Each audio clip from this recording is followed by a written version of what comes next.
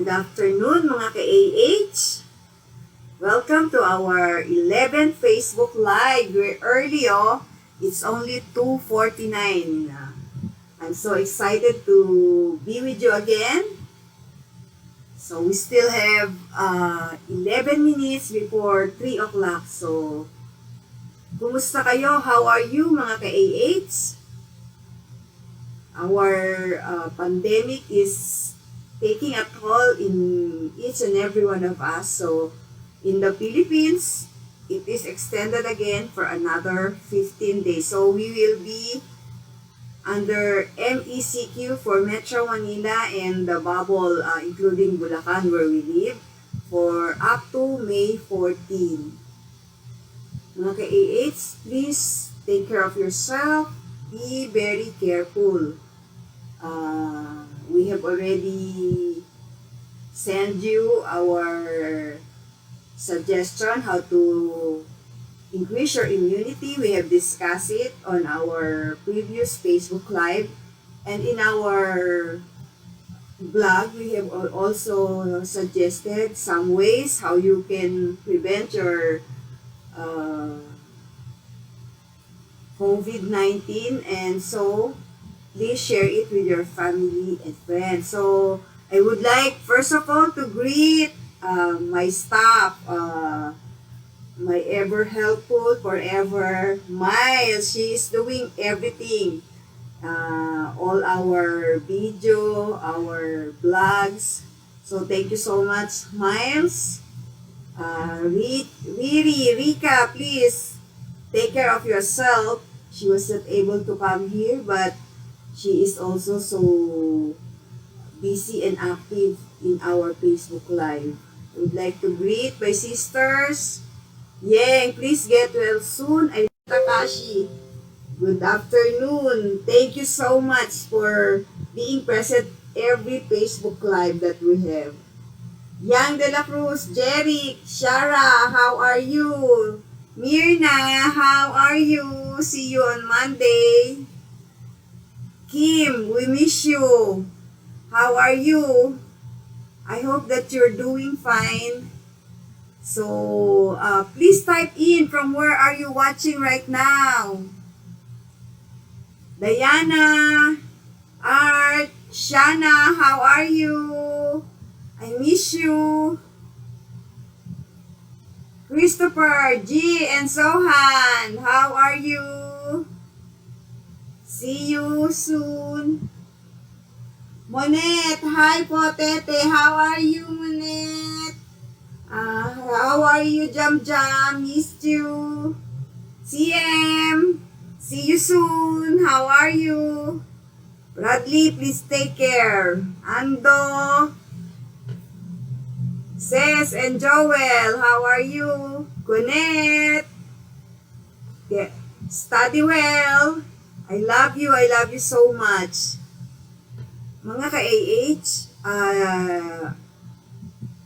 we will have our 12 next week, and I would like to announce that our 12 Facebook Live will be our last Facebook Live, because after that we will have our monthly Q&A for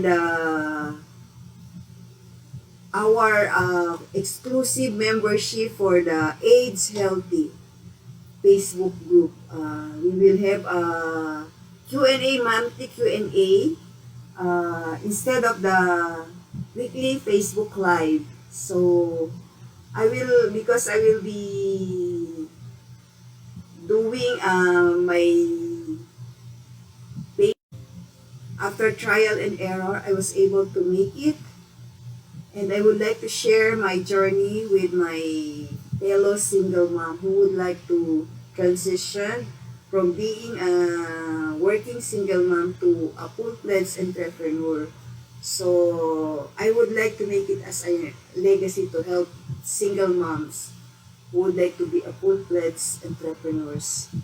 So, after the 12, we will be just doing a monthly Q&A, and I will be doing my Facebook Live for my single mom, working single mom who would like to be entrepreneurs. So that's my next project. I will see you in the our Facebook group. So please continue to engage with us in our Facebook Live and join us for our monthly Q&A. So after the 12, so that will be anong date next? That will be 8. So after that, on the end of May, we will have our first Q&A. So we will have it every end of the month. So it will be more of a webinar and not a Facebook Live anymore. So it will be for our Facebook group. So mga ka-AH, please don't forget to join our Facebook group so you can take part in our webinar. It will be webinar already and not Facebook Live. So we could have face-to-face. I can see you and I can share with you. You can share with me. You can share your screen if you have question or if you want to make a presentation. So it will be a total engagement for all of us. You can make a presentation, you can share your screen because it will be a regular webinar. I hope that you will participate and you will join. Chris Sanchez, good afternoon po, te. Pa-shoutout daw po si Sohan. Hello, Sohan Gottlieb Sanchez. I love you, pogi-pogi. Watching siya here at Villares, Kalupit. Hello, Sohan. I love you. Malu, hi Tess, good afternoon. Malu, Estrella Reyes, my cousin. Hello, regards to your family. Sohan, you watch, ha? Because you also have asthma. So you will learn what are the remedies for your asthma.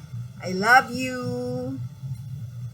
So mga ka-AH, as I have mentioned, we will have a monthly, every end of the month we will have a Q&A and it will be in webinar form. So we will invite all the members of the Facebook group so that you can take part. If you want to do presentation, please advise us so you can we can include you in our program. Oh, Arlene Aplando Sanchez. Arlene Sanchez Aplando, my sister. Hello, sis. I have greeted you earlier. Oh, luto ng ginatan na masarap. Oh, share it with us. So, wow. I miss that. Thank you so much. Thank you so much. Rodeline Kua. Bicol, how are you? I miss you. I love you. Bibi and family, Tita Lydia, how are you? My kumare Jane Aquino, I hope that you're tuned in already. Marga Mercado Season, my classmate, how are you? So, it's 2:59 mga ka-AH. We will start soon in 1 minute. Please prepare your question and also please participate and comment if you have to. So it will be a total engagement for us. So let's start. Oh, it's still 2:59.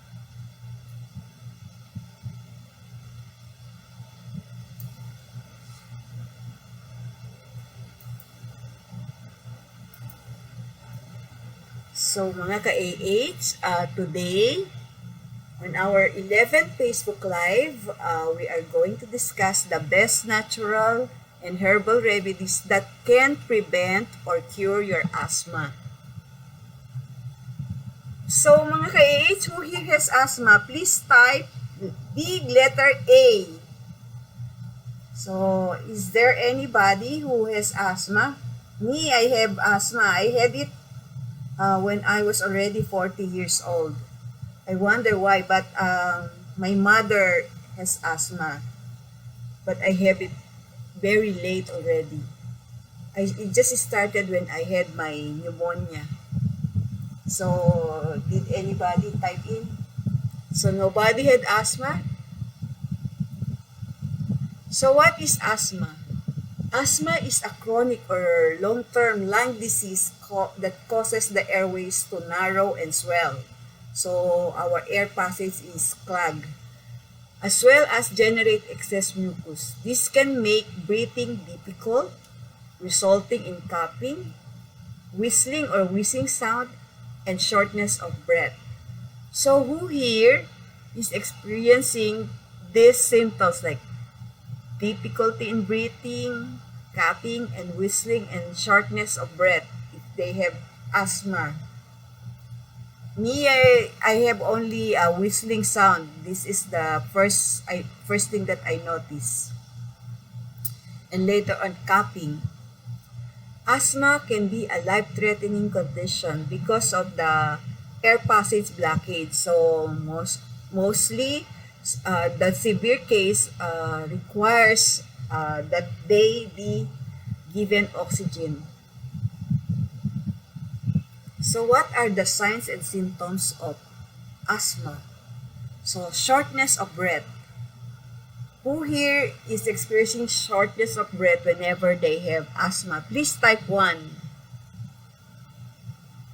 And then, number 2, chest tightness or pain. Who here experience tightness or pain whenever they have asthma? I experience this. Please type number 2. Then number 3, wheezing when exhaling, which is a common sign of asthma in children. Oh, I still experience this. So I am still considered young because I still experience what the asthma condition experienced by kids. So type number 3. Trouble sleeping caused by shortness of breath, coughing, or wheezing. Who experienced this? Type number 4. Then coughing, especially at night during exercise or when lapping. This is called kulog. May kulog. Who experienced this? Type number 5.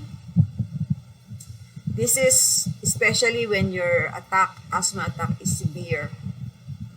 Then last, drowsiness, confusion, exhaustion, or dizziness. Who here experienced this? Type number 6. So what are the causes of asthma?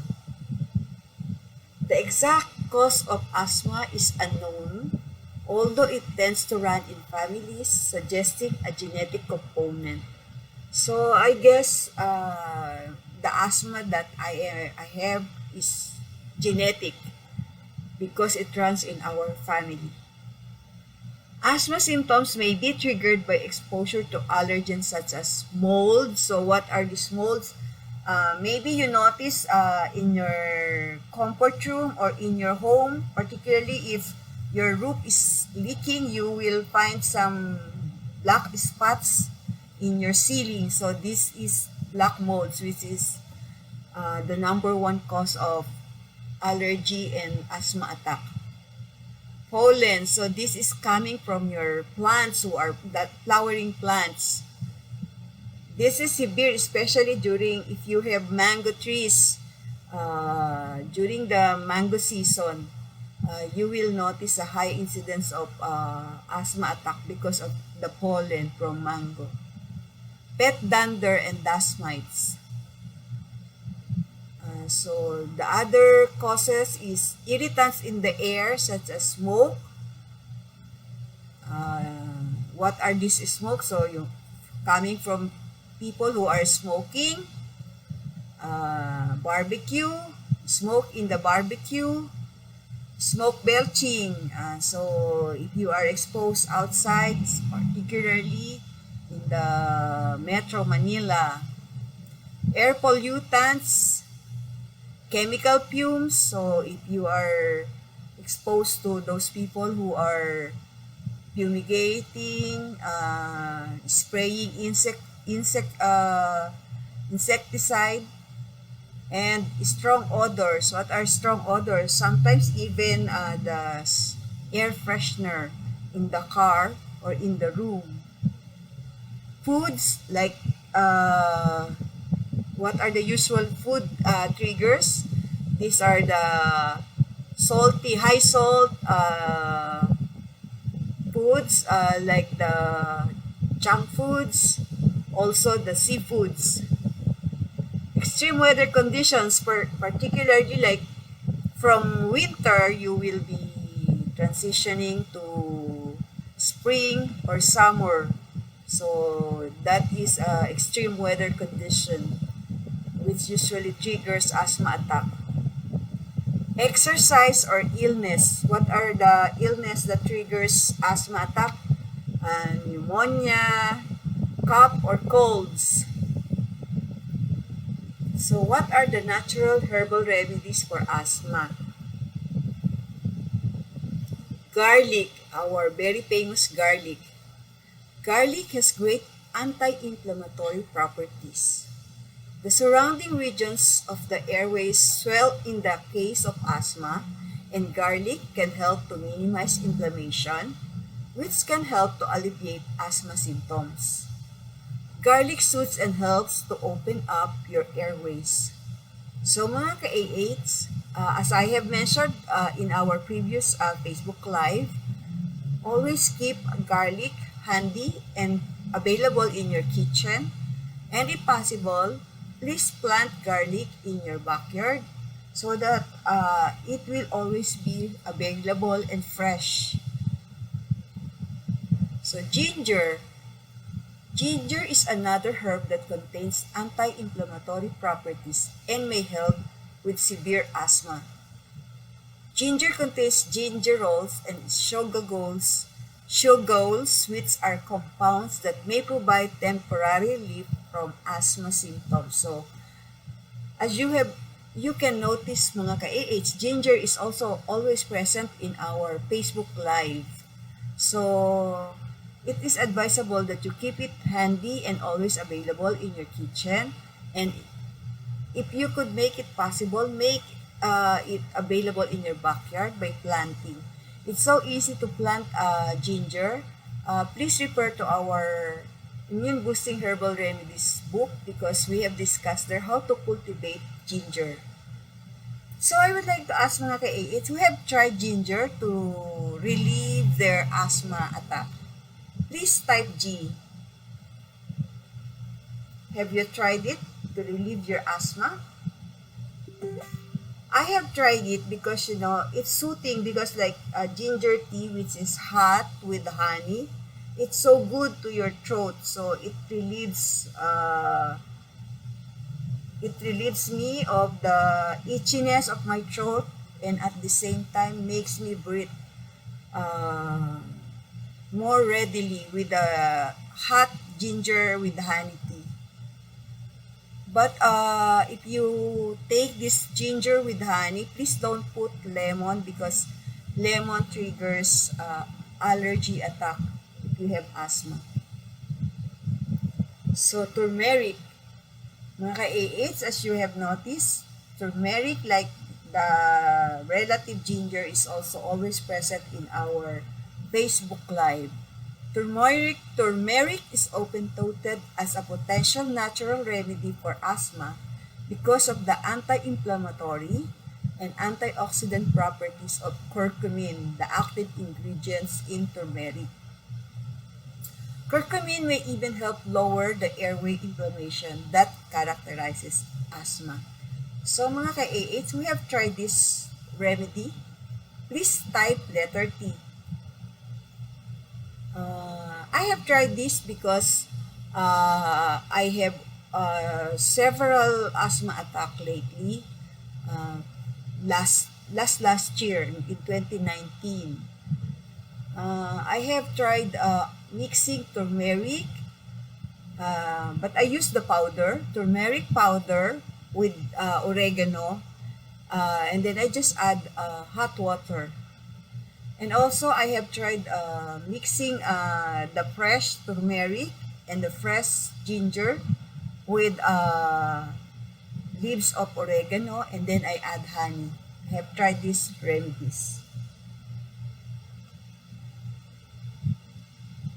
Butterfly pea or Clitoria ternati.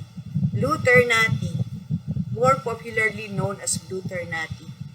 The deep indigo flowers contain flavonoids which are powerful antioxidants with anti-inflammatory and immune system benefits.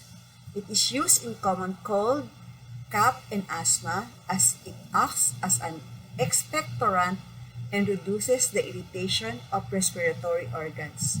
Mga ka-AH who have tried butterfly pea to relieve their asthma, please type BP. Is there anybody?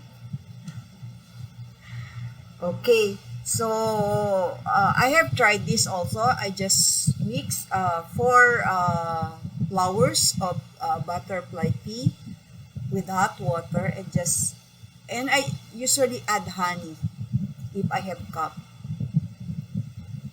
So oregano is a herb from mint family. The oils and constituents of oregano oil such as thymol and rosmarinic acid appear to have anti-inflammatory properties. Oregano extract has reduced inflammation that could lead to allergic asthma. So who here have tried oregano? Please type O. As I have mentioned earlier, I have tried this oregano. So what I do is I mix it with the turmeric powder and then I just put hot water in a teapot and that's it. Other ways to do it is you steam the oregano leaves and then you extract the juice and that is what you drink. You can use it also for children. So onions are known for their anti-inflammatory properties and help in clearing the airways. They are also rich in vitamin C. So mga ka-AH, please take note, onion is rich in vitamin C and sulfur. So eventually making itself one of the best natural ingredients for treating asthma. The best way to use it is to mix it with salad, use it for salad so that you can eat onion raw. Because eating raw onions clear the air passage for better breathing. So other ways of doing it, some people said that they blend the onion and then mix it with honey. Have you tried it? Please type O if you have tried any of this remedy. Is there anybody? So I guess this is all first time for you to hear this remedy if you have not tried it. So next is thyme. Thyme is a great herb that can help when you have cough or feel wheezy because it can help relax tight muscles. So thyme has a pronounced effect on the respiratory system. It dries mucous membranes and relaxes spasms of the bronchial passages. Mga ka-AH, who here have tried to use thyme to relieve their asthma attack? Please type TH. I have not tried this, but I will sure try this when I have asthma attack or I have cough because it dries mucous membranes and relaxes the spasm of the bronchial passages. Honey. Honey is the oldest natural remedies to treat asthma. So I have done this whenever I have itchy throat and asthma attack. I just take 1 tablespoon of honey. I take 1 tablespoon of honey. I usually do it 3 times and then also what I do is I dissolve 1 to 2 tablespoons of honey in 1 cup of hot water. It will help in removing phlegm from the throat and allow you to sleep better. Yeah, it relieves the itchiness of your throat. Honey can smooth your airways and decrease the tickle that causes you to cough. So yeah, that's it. It's really decrease the tickle that causes you to cough. It reduces in the bronchial tubes and help break up mucus that is making it hard for you to breathe. So it reduces the mucus in your bronchial tubes.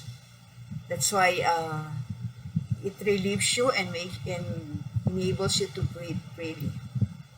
So who here have tried honey? Please type H. No one? So at least now you know that if you have itchy throat, if you have cough, or if you have asthma, you can use honey. So honey is also one of the very popular herbal remedies or natural remedies that is mentioned in almost all of our Facebook Live. I hope that mga ka-AH, you will keep it readily available in your kitchen. You will always have honey available for you so that in case of emergency, you have something to use. Caffeine. Caffeine appears to improve airways function modestly for up to 4 hours in people with asthma. So this is new for me. Drinking coffee is the easiest and the most effective way to treat asthma. So I never knew that coffee can treat asthma. A hot cup of coffee helps in relaxing and clearing the airways to help to breathe easily. So it boils to something hot because as we have suggested, especially if you are suffering from COVID, always drink only hot water. Flax seeds. Flax seeds are rich in omega-3, which is beneficial to asthma. They also contain magnesium, which relaxes the muscles surrounding the bronchi and airways, keeping them open. Fish and other seafoods such as salmon, mackerel, tuna, herring, and sardines are also rich in omega-3, so they could also be used to treat asthma. So, mga ka-AH who have tried flax seeds or any of these mentioned remedies, fish and seafoods like salmon, mackerel, tuna, and sardines. So, that's why they are giving for the ayuda the sardines because it's a cure for asthma and cough, isn't it? So there's a logic for giving sardines. So who have tried it? Please type O for omega. Anybody? So this is a discovery. I am also learning from it. Is it also your first time to hear about this? Please type 1.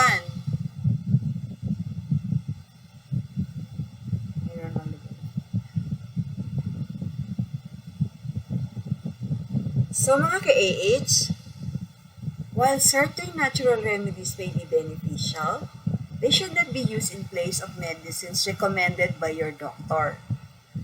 So if you or your loved one suffers from asthma, you should be aware of the most effective treatments for both short and long-term relief. It's more important to know when to contact the doctor if you have symptoms or an asthma attack to avoid emergency. So don't make it worsen. At the first sign of asthma, you should already consult your doctor. So don't let it worsen. Disclaimer, this presentation is not intended to include medical advice. This B-blog content is offered solely for educational purposes.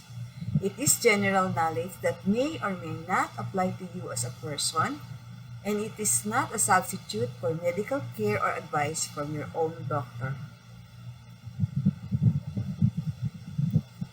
Mga ka-AH, please continue to support our project with Caritas, the Caritas Damayan contra COVID-19. When you buy the Immune Boosting Herbal Remedies ebook, you will not only learn about immune boosting herbal remedies, how to use and how to cultivate them, but also you will be contributing to the Caritas campaign fund to Caritas contra COVID-19. We also have the book 2, Immune Boosting Herbal Remedies, which will teach you and guide you how to include these herbal remedies in your daily meals, daily diet. So, unlike the pharma medicine, which you have to take, these immune boosting herbal remedies can be added or mixed to your smoothies, to your herbal teas, to your daily meals, soup, noodles, chicken, and your beef, fish, and vegetables to make your food more delicious, more attractive, smelling good, and healthier, of course, healthier. So, I hope that you will support this project. Please don't forget to visit our website, www.agehealthy.com, to avail of this book and to get guidance and information on herbal remedies. Because mga ka-AH, I have written so many blogs about the different herbal remedies other than those that we are discussing on here, or other than those that we have discussed in our Facebook Live. So we have the natural herbal remedies for toothache, natural herbal remedies that can cure your UTI, and we have also the blue ternati, which is the one we have discussed earlier. Also, mga ka-AH, please don't forget to subscribe to our Age Healthy YouTube channel. It's https://bit.ly 384W71Z. Please share it with your family and friends who may need some advice or some information on all the Facebook Live that we have discussed. So, we have there all the Facebook Live replays, which you can share with your family and friends. Don't forget to subscribe so that whenever we have a new health tips, you can be notified. And mga ka-AH, if you have questions, please type them now. Oh, hello, Vicky. Oh, Barchan is watching. Hello, Barchan. Yuna, how are you? Mirna is watching. Hello, Mirna. Victoria, Miss Tess, is it advisable to have COVID-19 vaccine if at present there is skin asthma attacks? I think it is not advisable because how would you know that? Because one of the precautions when you take COVID-19 vaccine is please observe if there are rashes or there are some skin asthma attack that you experience. So if you have already skin asthma attack, I think you may not be able to capture the effect of the COVID-19 vaccine. So I suggest that you delay it till your skin asthma attack subsides. I hope that this is fine with you, but you can also consult your doctor, because based on what I have read, this is one of the precautions. If you have developed rashes, you better advise and go back to your doctor.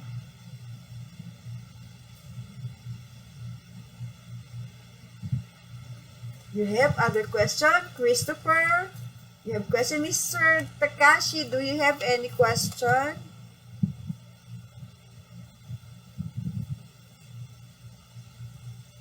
Thank you, Vicky, for your question. I hope that this satisfies you. Please type 1 if it is okay with you.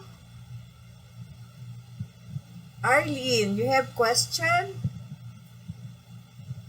Because I know you have asthma.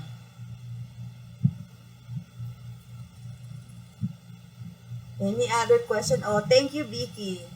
So, that she typed in number 1. Thank you so much.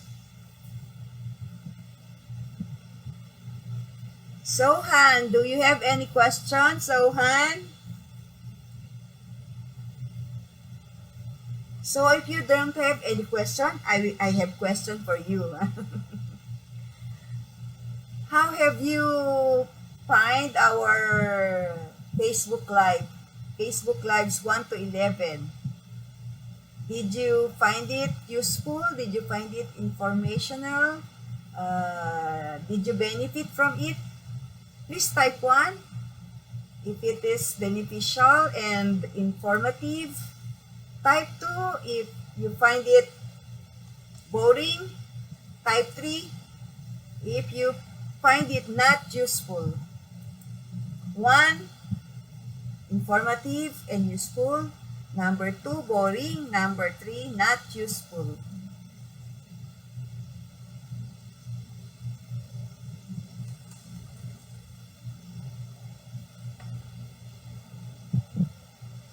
I want to see your reaction. Thank you, Mr. Takashi, number 1. So, I'm happy that you find it informative and useful. Thank you so much. What about you, other ka-AH? Arlene, Vicky, Bartsan, Chris, Malu, Monet, Miles. What about you?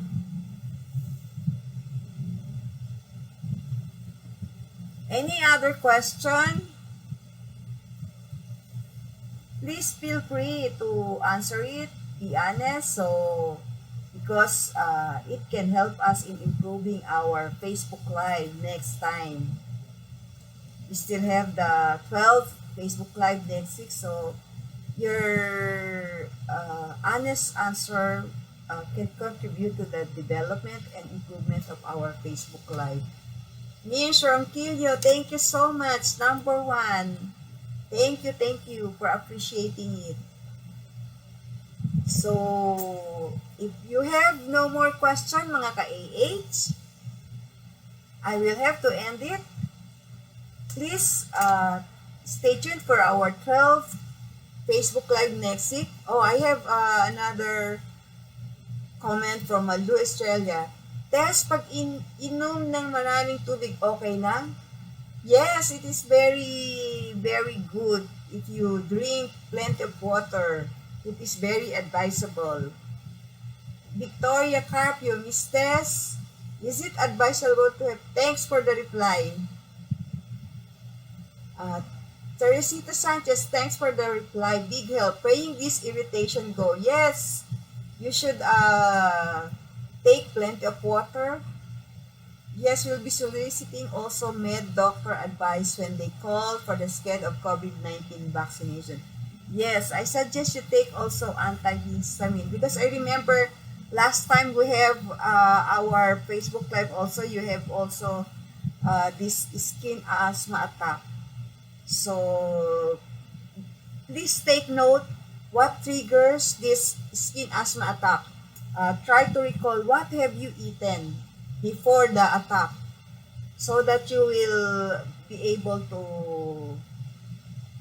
isolate what are these foods that triggers your skin asthma and you can avoid it. Have you identified already what causes your skin asthma attack? Please type it in.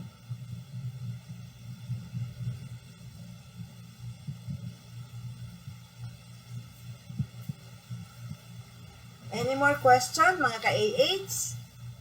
I have enjoyed so much our engagement, mga ka-AH. Thank you for continuously supporting our Facebook Lives from 1 to 11.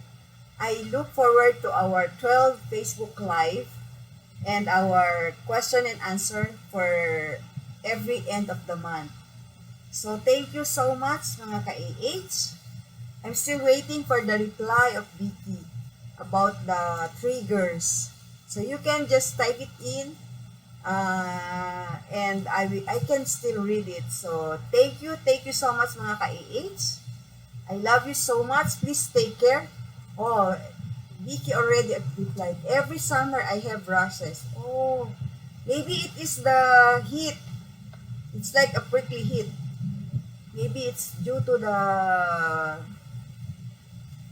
the perspiration because maybe it's so hot. So you perspire and this is triggering your skin asthma attack. You should always stay in aircon. You should always be in aircon room. So, mga ka-AH, thank you very much for that, Vicky. So, mga ka-AH, I should close now our Facebook Live if you have no more question.